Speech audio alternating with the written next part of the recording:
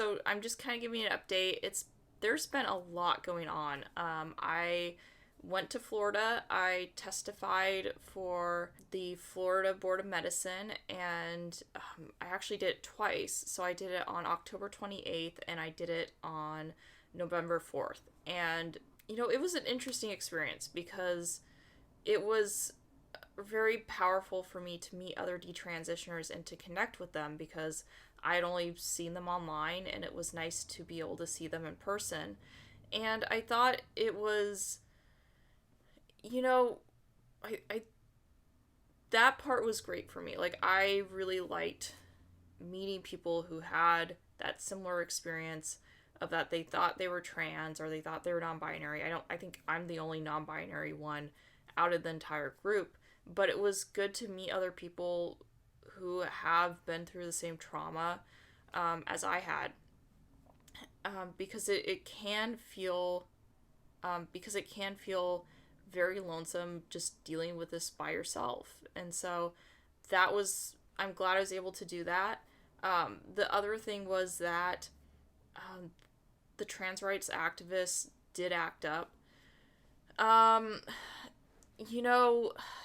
It was kind of surreal with the trans rights activists because during the October 28th hearing, they weren't as bad.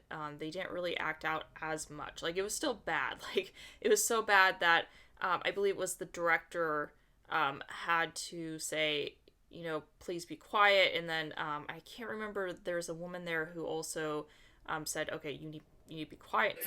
Excuse me. Excuse me. Excuse me.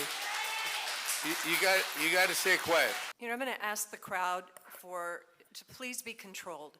What we're trying to do is allow everybody to make comments. So please contain your we've got to control this so that we can allow everybody to have their time. Now, and the trans rights activists continue to disrupt the meeting. They're snapping when somebody said something they liked. Not know what is actually being practiced in medical care today, and that these standards being proposed by the... When somebody went over, they would keep saying time. Delete law.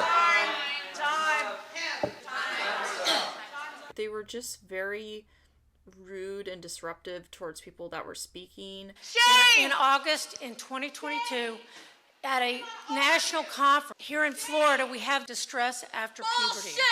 And there was a sort of arrogance among many of them. And it was definitely a surreal experience, but it got way worse on the November 4th hearing. So on the November 4th hearing, there was a couple of them, they would kind of look to us, like, when they're doing their speech.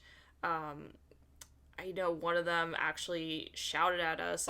Shame on all of you! And that video took off. It was a surreal experience because all we were there to do was tell our stories. We never addressed the trans rights activists in our speeches. We just said, okay, this is what happened to us, and yet that was enough for them to treat us the way they did. I remember, and I don't have footage of this, but when I was leaving, they almost made like a tunnel, like they were just on either side of us, and so we had to go through the trans rights activists to leave the conference room. And they would say things like, hope you have a nice flight home, and it was just very clear that we were not welcome there. Other than going to the Florida Board of Medicine hearings, I'm also starting to get involved in Detrans United, which is an organization of detransitioners, and so we're kind of like working out on making that a nonprofit and just in the beginning stages of that. And other than that, there's just been a lot going on behind the scenes. You may have heard that I am seeking legal action for the gender therapist who signed off on my surgery, so I won't be really talking about that because that is an ongoing case, but that is something that happened. So I just want to give you all an update, and I just want to say thank you for watching, and I will see you in the next video.